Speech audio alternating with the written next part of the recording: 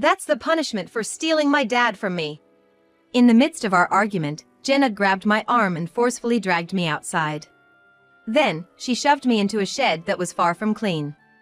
I tried my best to resist, but younger folks just have more strength. I was trapped in the shed.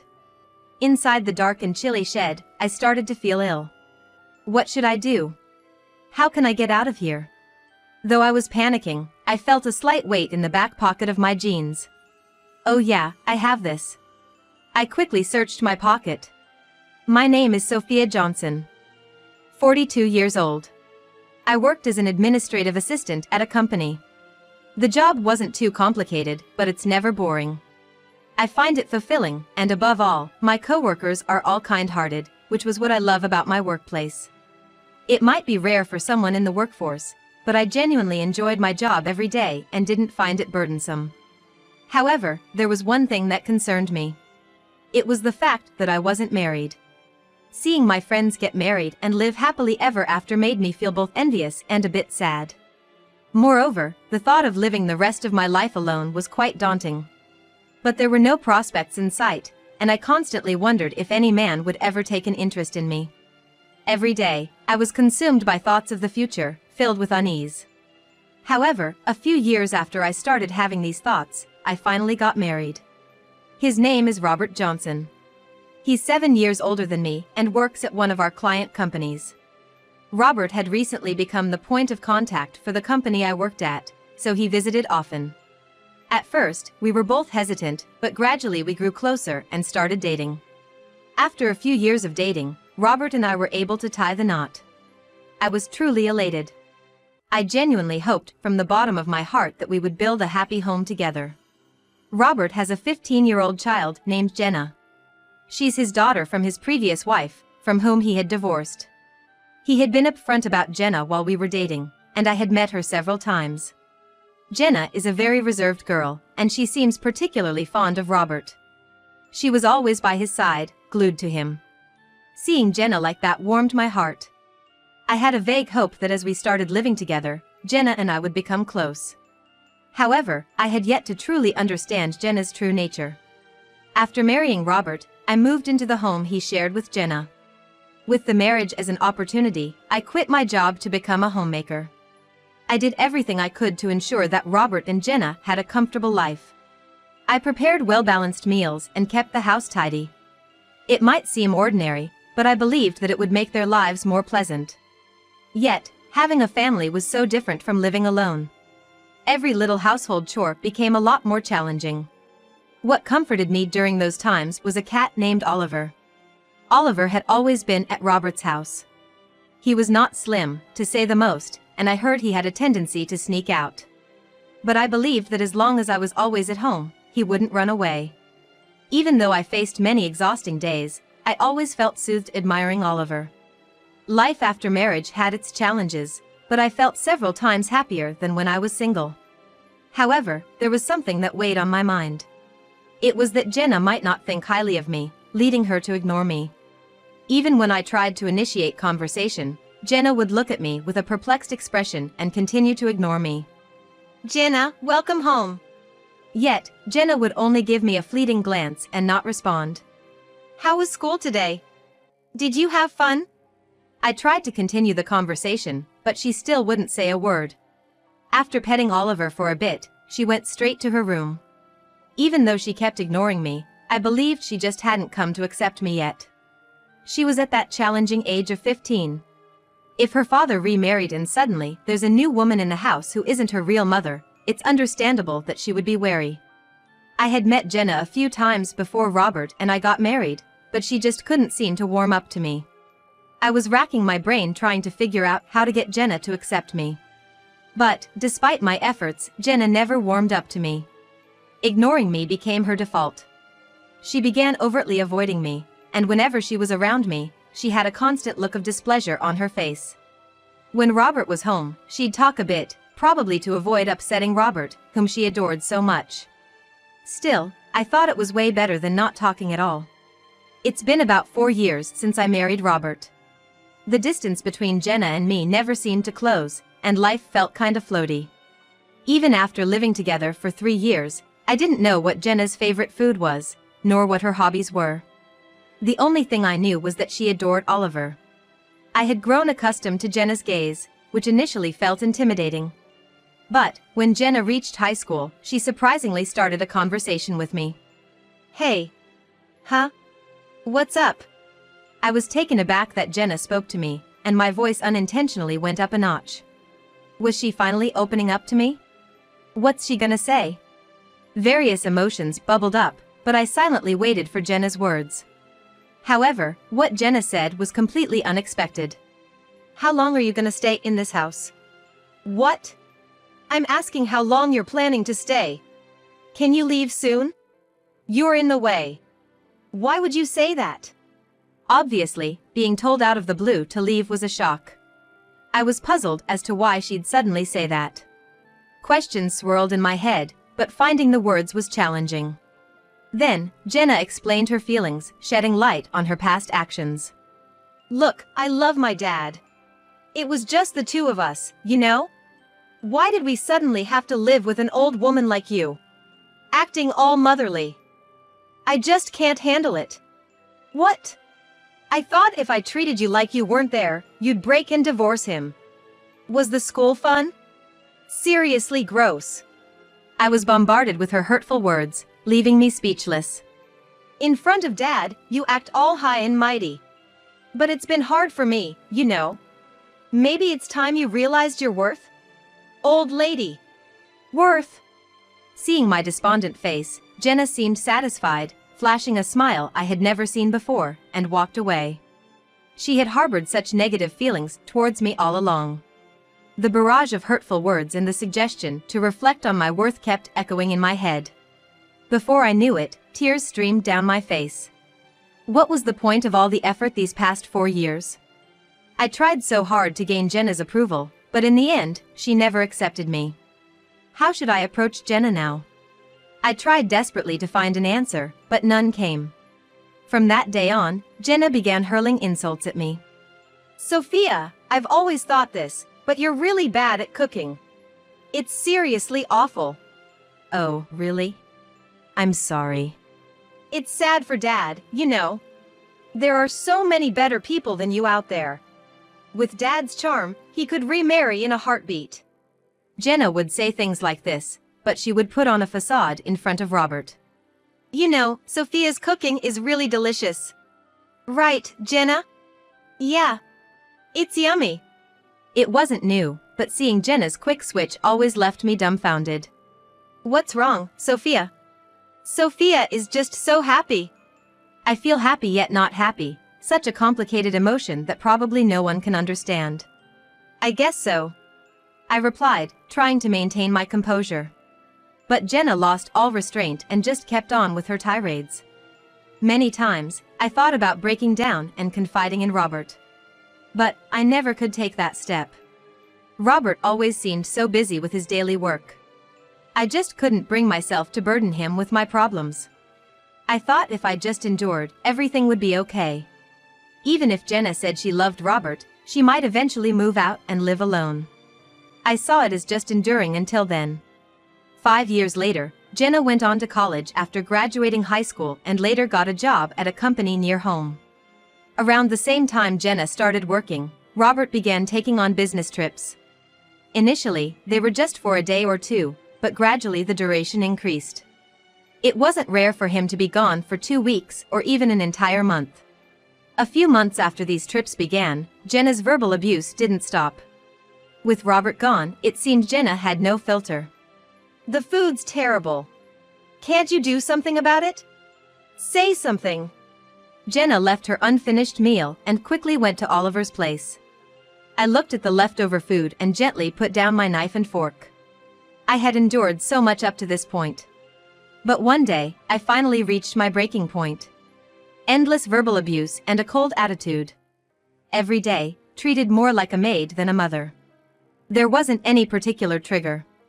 While Jenna was hurling insults at me as usual, I finally snapped. "Just get out already. You're so annoying. Hey. You're always telling me I'm a bother and to leave. Enough is enough." Jenna, not used to me talking back, was taken aback. But she immediately retorted with harsh words. What? Why are you suddenly talking back? I seriously can't deal with this. I can't take it anymore. If you can't stand it, why don't you move out? You have a job. You have money, and you do fine on your own. I'm a homemaker, I can't just up and leave. Maybe I hit a nerve because she didn't respond. I could tell she was fuming. Lost your tongue? What happened to all that energy just a moment ago? Just as I was about to get the upper hand, Jenna suddenly grabbed my arm, squeezing painfully tight. Ouch! Even though I protested, Jenna wasn't listening. She forcefully dragged me outside. Hey! She pulled me towards a small storage shed outside. Without hesitation, she pushed me into it. Though I resisted, I was no match for her younger strength. In an instant, I was locked inside the shed. What are you doing? Hey! Let me out! Desperately, I banged on the wall, pleading with Jenna to release me from the shed. But Jenna didn't seem to care. I can't just let you out even though you say so. Oh, by the way, I haven't told you, but I've got a trip planned for 3 days. Well, try to survive in that cramped shed. 3 days? Are you serious? Hey, what about Oliver? Oliver? There's an automatic feeder, so he'll be fine. I was stunned by her completely irresponsible comment. You're being so irresponsible. Shut up. Never come out of there again. After yelling, Jenna mockingly said this. That's the punishment for stealing my dad from me. Punishment. Soon after, Jenna's presence disappeared. Inside the dark, unattractive shed, I felt the chilly air and started feeling sick. What am I gonna do? I can't bear to stay in here for 3 whole days. I started panicking even more, desperately banging on the walls. But it was no use. At that moment, I suddenly felt the weight in my pants pocket. Oh yeah.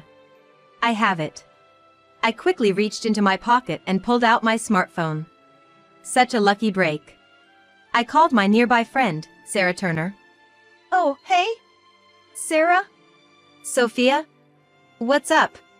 It's rare for you to call. The thing is, I explained my situation and asked Sarah to come help. In just a few minutes, Sarah arrived. Are you okay? The door swung open, revealing the blinding sunlight and Sarah's face. Even though I'd only been in the shed for a few hours, it felt like days since I'd been outside. I thanked Sarah and she took me to her house. I didn't have my keys, and Robert was away on a business trip. Given all that, Sarah told me I could stay at her place for as long as I needed. When I got out of the shed, I felt that Jenna's presence was gone. She probably already left for her trip. Anyway, the next thing I should do is contact Robert. I sent Robert a message, telling him what happened, where I currently was and all. I couldn't exactly ask him to come back, but deep down I hoped he would. While chatting with Sarah, a few minutes later, I received a call from Robert. Hello? Sophia? Are you okay? Robert. I'm fine. Thanks. Listen, I'm heading home now. I'll come pick you up, so wait at your friend's place a bit longer, okay? Oh, what about your work? Forget work. Just know I'm on my way. I think it'll take about 3 hours, so hang tight. Robert seemed worried about me and was making the effort to come back. I thanked Robert and hung up. He said he's coming to pick me up. So, can I stay here for another 3 hours or so? Of course. And honestly, you have such a caring husband. I can kinda see why Jenna might be a tad jealous, just saying. Jealous? Yes, jealous. She was like I love Dad, right? From what I've heard, she's probably jealous that you married her beloved dad. Is that so? Now that it was mentioned, it did seem like jealousy. But, just because she's family doesn't mean you should hold back. Telling her off when needed is for Jenna's own good, you know. Okay. Sarah's right. No matter how long we've lived together, acting impulsively in anger like I did isn't going to help Jenna. But how can I get through to her? I racked my brain for a solution. As a result, I came up with a somewhat forceful plan.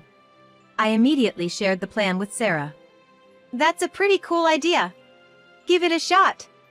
I'll give it my best shot. Sarah seemed amused and supported the idea. 3 hours later, Robert arrived at Sarah's house and knocked at the door. Are you okay, Sophia? I'm fine, thank you. But you were at work. You matter more to me than any job. Moreover, Robert apparently decided to take a few days off from work. Is it okay for you to take time off like that? Yeah. They said they'll manage. I feel like I need to have a serious talk with Jenna. After that, I explained to Robert in detail what Jenna had done to me up until now and how this situation, where I was trapped in the storage shed, came about. Robert listened intently and apologized. I'm sorry for not noticing. It's not just your fault. I didn't speak up, and Jenna was doing all this secretly. Still, I should have noticed something was off. I'm truly sorry. A heavy atmosphere lingered. Breaking through it was Sarah. Hey! Why the long face? You're gonna scold Jenna, right? Buck up. Sarah's words somehow inspired me. You're right. Afterward, we thanked Sarah and went home. I felt like I might have troubled Robert, but if this could make Jenna's behavior settle down, I'd be glad. When we got home and things calmed down a bit, I told Robert about our plan for Jenna and why I felt the need to go to such lengths. After pondering for a moment, Robert was like, well, honestly, considering Jenna's past, it might take something drastic to get through to her. 3 days later, it was the day Jenna would return. Since we didn't know when she'd be back, we left the window closest to the shed open, keeping an eye out for her return. Around 6 p.m., a taxi stopped in front of our house, and Jenna stepped out with her luggage. The plan I put into action involved making the shed, where I was supposedly locked up, seem ransacked and emitting a rotting smell. Frankly, it's debatable if a human being would pass away in such conditions for 3 days. Moreover, even if the person did pass away, the stench of decay wouldn't arise immediately. However, I bet that Jenna wouldn't know such details. With a slight intention to shock her, I executed my plan. Secretly watching Jenna, I noticed she stopped in front of the shed. From her reaction, it seemed my plan was working. What's that smell? Jenna frowned at the stench wafting from the shed. After pondering for a moment, she suddenly looked alarmed, murmuring something and forcefully opened the door to the shed. Jenna was choking from the intense odor. However, her expression quickly changed to shock as she observed the inside. What's this? It's been ransacked. We approached the dumbstruck Jenna and spoke up. How was your trip? Sophia? Why? Wait, Dad's here too? Jenna. We need to talk. Robert had the scariest expression I'd ever seen on his face. Seeing Robert's face, Jenna seemed to have understood everything. Jenna sat on the sofa, looking downcast. You've done some terrible things to Sophia. To Robert's words, Jenna remained silent. You panicked earlier thinking that maybe Sophia had died in there. That's not it. What? Then why did she look so panicked in front of the shed? As we waited for Jenna's response, she revealed something unexpected. I thought Oliver was inside. What? Oliver? After all, Oliver used to escape often before. I thought maybe he somehow got inside the shed and couldn't get out. You should have been worried about Sophia. After locking her up. What would have happened if I hadn't come back? I forgot about Sophia. I couldn't believe she forgot she locked me up. I was so shocked, I couldn't find the words. But Robert was livid at her careless statement. I never thought you'd be like this. I'm truly disappointed. But wait, Jenna tried to justify herself. But Robert sensed it and cut her off. Wait for what? Gonna make excuses? It's just that I felt like Sophia took Dad away from me. You did something that could have had irreparable consequences just because you felt like it? And then you forget about it? I never thought I raised you to be like this. With that, Robert sighed. He seemed to have completely given up on Jenna. Sensing this, Jenna stood up and started defending herself again. Dad! Don't say things like that! I just love you so much! If Sophia had just waited quietly for 3 days, I would have let her out. And if Sophia hadn't called her friend, none of this would have happened. Dad didn't have to leave work early or take the day off. This is all your fault. Wouldn't it have been better if you hadn't obviously disliked me? Maybe if you hadn't locked me up, your misdeeds wouldn't have been discovered? You act on your own but shove all the responsibility onto me. What? Oh, by the way. It seems you were worried about Oliver. But didn't you once say that leaving Oliver alone for about 3 days was okay? That's just unthinkable. Do you realize you have a living creature under your care? I thought it would be fine. If you truly cared, leaving him alone for 3 days wouldn't even be an option. And by the way, you don't even know what kind of food Oliver is currently eating, do you? Because Robert and I have been taking care of him.